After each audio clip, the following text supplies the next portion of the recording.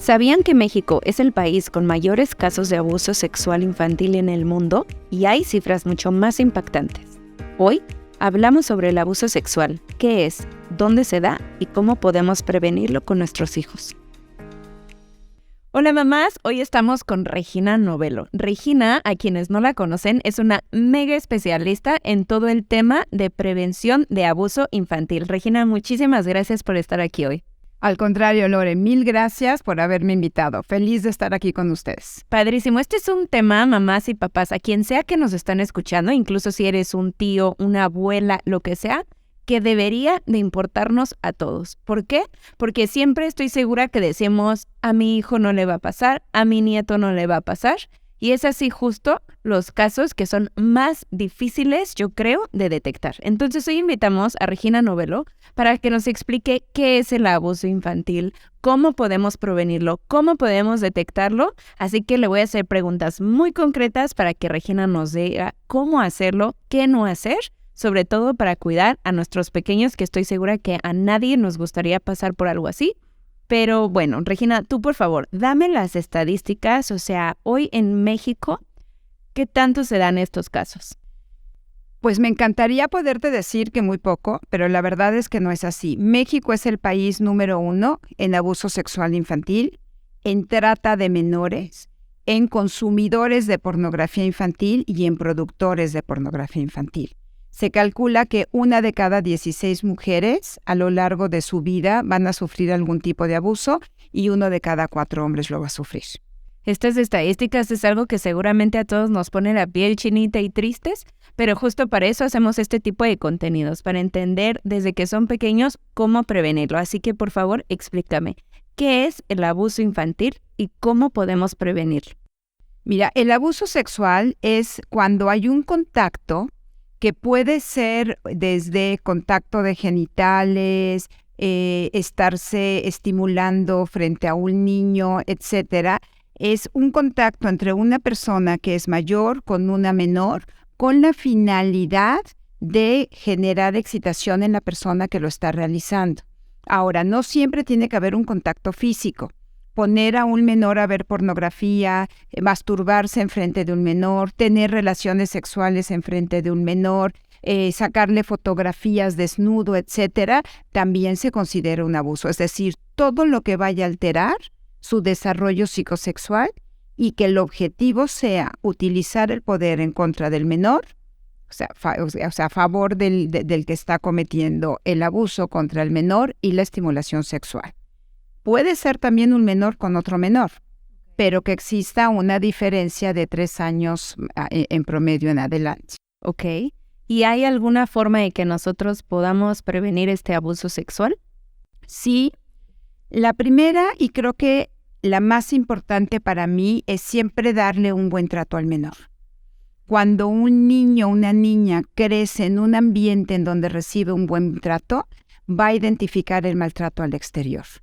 Cuando tú dentro de casa lo humillas, lo lastimas, utilizas el soborno, el chantaje, la amenaza de manera constante, no le estás permitiendo a tu hijo o a tu hija identificar estas estrategias al exterior o identificar el maltrato. Entonces, desde ahí, desde educar a un hijo con una disciplina amorosa, empieza la prevención del abuso. Ok. ¿Qué sucede con todos estos casos que sabemos que son muy comunes o con los que crecimos nosotros? De tienes que saludar a tu tío de beso porque si no, eres un grosero.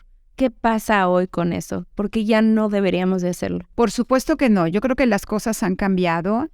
Muchas cosas se permitían en aras de quedar bien con el adulto o de la buena educación, ¿no? No le digas que no a tu tío, tienes que ser bien educado, a tu tío o a tu tía, lo estoy utilizando de manera indistinta.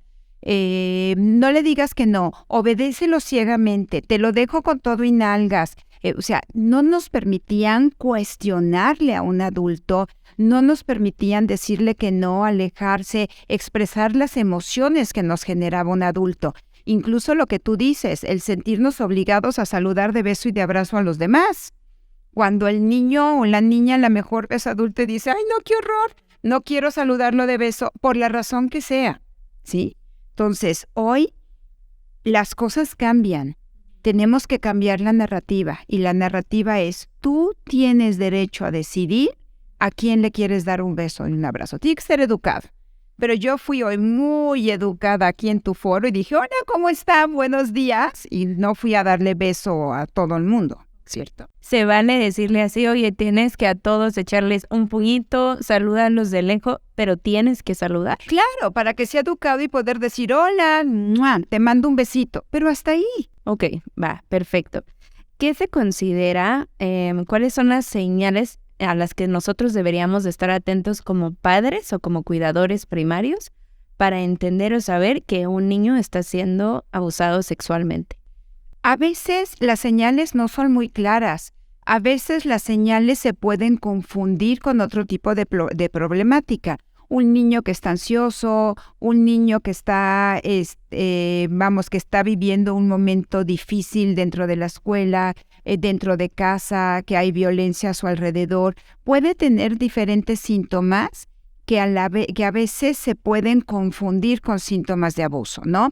Los síntomas pueden ser varios, desde que tu hijo cambia su manera de ser en la vida cotidiana. Okay. ¿No? Que era súper alegre y ahora está deprimido, que comía muy bien, ahora no quiere comer, o al contrario, que dormía bien y ahora todas las noches se despierta con pesadillas, que controlaba esfínteres, ya no los controla. Pero no es un día, porque todos podemos perder el apetito un día, todos podemos estar tristes un día, o los niños pueden tener accidentes de control de esfínteres hasta los 8 o 9 años. Esto tiene que ser constante, repetitivo, que tú lo veas. Puede ser que esté mecha corta, irritable, que se enoje constantemente, que le tenga miedo a lo mejor a algún adulto en específico, algún lugar en específico. Y las señales mucho más así notorias, específicas que pudiera haber, es genitales irritados, Okay. es decir, vulva, pene, ano, que estén irritados, que tenga moretones entre las piernas, que tenga una infección de transmisión sexual, pues cómo llegó ahí si no es a través de una situación de abuso, que él o ella soliciten una conducta sexual específica, Okay. como sexo oral a otro niño o a un adulto, que quieran hacer introducción de dedo o objeto en el ano o que imiten movimientos sexuales. Estas 3 que te acabo de nombrar sí nos lleva a una sospecha muy clara de un abuso sexual y se tiene que atender inmediatamente. Todas, pero estas muchísimo más. Ok, ¿y qué es lo que deberíamos de hacer como papá de inmediato? O sea, una vez que detectamos esas señales, ¿qué tenemos que hacer? ¿Acudir con un especialista, con la escuela? ¿Qué deberíamos de hacer? Mira, lo más importante es que tú como papá o como mamá no coloques palabras en la boca de tus hijos. Okay. Que tu reacción sea lo más tranquila posible. Yo sé que no es fácil, pero si tú empiezas con él, ¿y quién te lo hizo? Y es un desgraciado y lo voy a matar, lo voy a meter a la cárcel. Y el niño inmediatamente va a empezar a sentir un miedo terrible y a decir, pues mejor digo que no es cierto, me quedo callado, guardo el secreto. ¿Por qué? Porque imagínate que es el abuelo o la abuela, o el mismo papá, o el tío favorito, o su profesora al que quiere, o su profesora a la que quiere. En el instante en que tú empiezas con el voy a ir por él y lo voy a matar y lo voy a meter a la cárcel, nadie quiere sentirse culpable de meter a una persona a la cárcel, o que tu papá vaya o tu mamá vaya y mate a alguien. Entonces, lo más importante es tu reacción. Okay. ¿Sí? Creerle, agradecerle la confianza, actuar tranquilamente y pedir una ayuda por parte de un especialista. Si tú pones palabras en la boca de tu hijo, el especialista le va a ser más difícil el poder determinar qué pasó. Ok, de acuerdo. Sé que esto debe ser muy, muy complicado. O sea, yo me imagino, si fuera mi situación, sé que el controlarnos, ¿no? Como en una primera vez que recibes esa noticia debe ser muy difícil, pero bueno, con este tipo de información aprendemos nosotros que puede ser contraproducente, entonces intentar controlarnos Claro. de la manera posible y estar informados de cómo tratar ese tema, ¿no? Incluso en la vida cotidiana, si tú constantemente le estás diciendo a tu hijo o a tu hija, y si alguien te hace algo, lo voy a matar y le voy a hacer y no sé qué, se va a quedar callado. Claro, o sea, es más bien como siempre abrirles esa puerta de estoy aquí para lo que necesites, cuéntame, cuentas conmigo y demás, ¿no? Eso Totalmente. independientemente de un abuso sexual o de Lo que sea. tengo un problema, ¿no? Quieres que acudan siempre contigo. Ok. Ahora, ¿cómo podemos prevenir el abuso sexual en los niños? Mira, es un tema muy largo, pero es un tema importante que nos podemos ir poco a poco en brindar esta información, pero lo que te podría decir es que tenemos que ir generando habilidades. Habilidades en 3 esferas muy importantes. Una, en el reconocimiento de las emociones y el que sepan hablar de ellas y gestionarlas. ¿Por qué? Porque un abuso genera miedo, enojo, frustración, tristeza. Si tú constantemente le estás diciendo a tu hijo, ay, no te enojes, te ves muy enojada, a ver, pon una sonrisita, no pasa nada, vas invalidando esa emoción. Entonces, primero, generar una emoción, una educación emocional.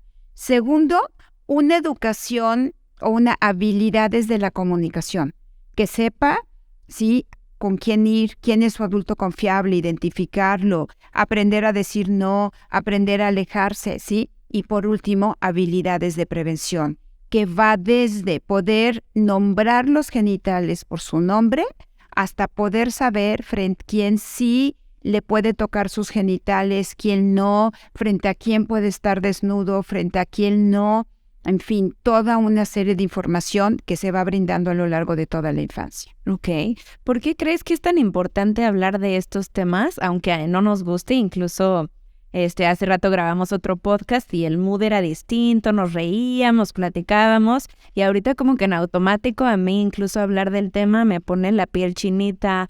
Estoy pensando y rogando por favor que nunca me pase, pero creo que tenemos que aceptar que es mucho más común de lo que parece, que a cualquiera nos puede pasar porque desafortunadamente no tenemos el control absoluto de los hijos, ¿no? O sea, se van a la escuela, seguramente cuando sucede algo así con un familiar, estoy casi segura que los papás dicen, ¿cómo? Jamás me lo imaginé, o sea, el abuelo, la abuela, que tanto lo aman, pero ¿por qué es importante que le perdamos ese miedo y cómo podemos afrontarlo para que cada vez haya menos casos?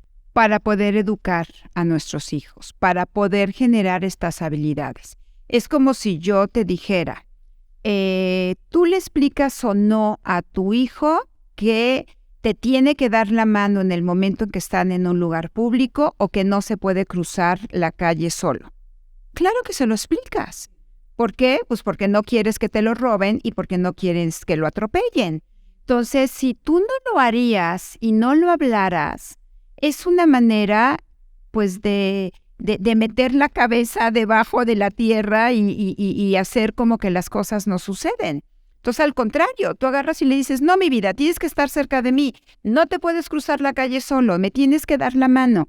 Pues lo mismo, tienes que ir generando habilidades para la prevención del abuso para bajar la probabilidad de que suceda, o si no, por lo menos para que tu hijo o tu hija tengan la capacidad de romper el secreto lo antes posible, de decírtelo y que el abuso no se perpetúe. Ok, y algo súper importante como mamá o como papá, una vez que nos enteramos que nuestros hijos están siendo abusados sexualmente, ¿cómo podemos? Creo que es muy importante también tratarnos a nosotros porque seguramente viene un sentimiento de culpa, de mucha responsabilidad moral. ¿Qué debería hacer la mamá o el papá que descubre esto para él mismo? Pedir ayuda. Definitivamente se necesita un espacio terapéutico para el niño, la niña y para los padres.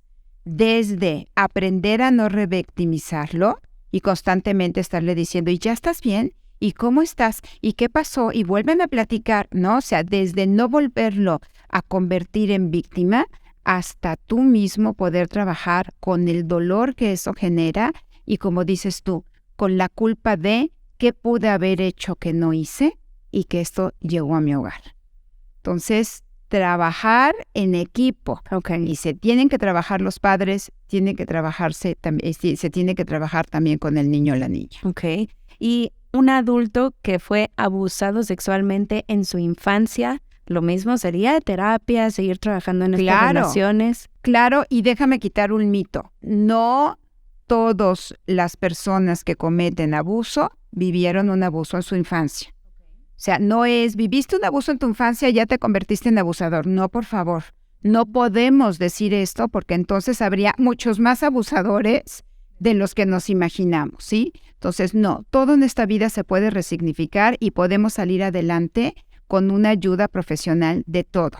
Entonces, un adulto que no trabajó su abuso en la infancia, lo tiene que trabajar aunque ya sea adulto, porque además nuestros hijos son maravillosos. Nos vienen a mover todo aquello que no hemos resuelto en la vida. De acuerdo. O sea, ese es un paquete de papás Claro. que, no lo resolviste cuando Pues eras chica, ahora sí que pues tienes un ahora ahí hijo. te va y lo tienes que resolver. Ok, Entonces, trabaja tus propios dolores para no transmitirlos a tus hijos. perfecto. ¿Algún consejo muy específico que quieras darle tú a la mamá o al papá que esté escuchando esto? No sabemos si ellos fueron abusados, si su hijo lo vivió, si lo están sospechando o simplemente es alguien más que creemos que no nos va a pasar. ¿Qué le recomendarías a las personas sobre este tema? Yo creo que lo más importante es capacitarte, que entiendas qué sí es abuso, qué no es abuso, qué habilidades debes de generar de acuerdo a la edad y que nunca es tarde para poder sanar nuestras heridas. Ok, pues muchísimas gracias, Regina. Es un tema que dejamos muy concreto. Hay muchísima información detrás, pero vamos a estar pensando en contenidos específicos para que cada vez más mamás y papás sepamos cómo prevenirlo y en caso de haber existido, cómo tratarlo. Así que muchas gracias. Al contrario. ¿Y dónde pueden encontrarte en tus redes sociales? En Instagram como edusex.integral aparece mi logo que dice Regina Novello y en Facebook como Educación Sexual Integral también aparece mi logo que dice Regina Novello. Perfecto, pues muchas gracias. Sabemos que fue un episodio difícil, pero gracias por abrir sus mentes y haber llegado hasta acá, porque seguramente quien llegó hasta acá hoy tiene más información y la información es poder. Así que gracias. Al contrario, muchas gracias, Lore.